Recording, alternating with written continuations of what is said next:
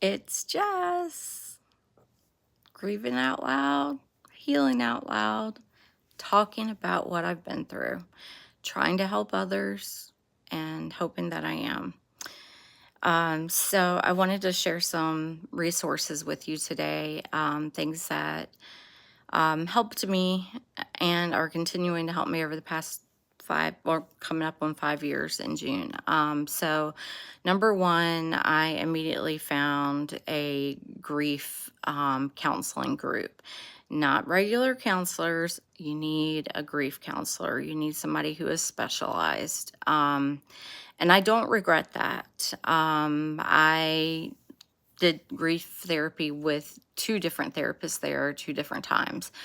I also did two grief groups.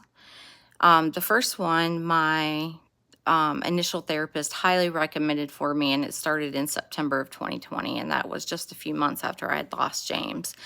And I didn't want to do it, but she highly encouraged me. It was during COVID. It was completely virtual.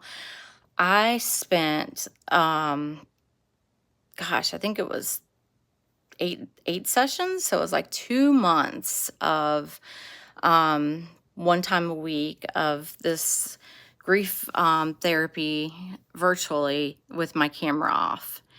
And I was completely not ready for it 3 months into my grief loss. I remember I kept the camera off.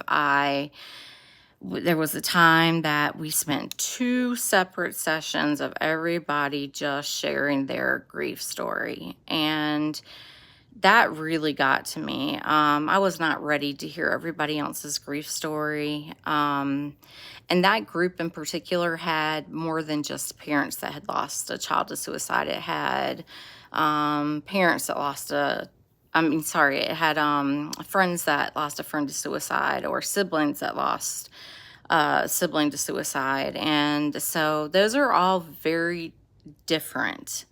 So you need to find the type of grief therapy that is your grief therapy.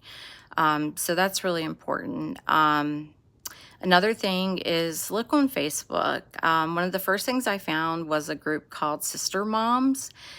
And I encourage you to look for it. And that is just for moms who have lost a child, no matter the age, through suicide. And that was really helpful for me, probably my first year of grief, because it dealt with a lot of topics and a lot of discussions around things that I was going through.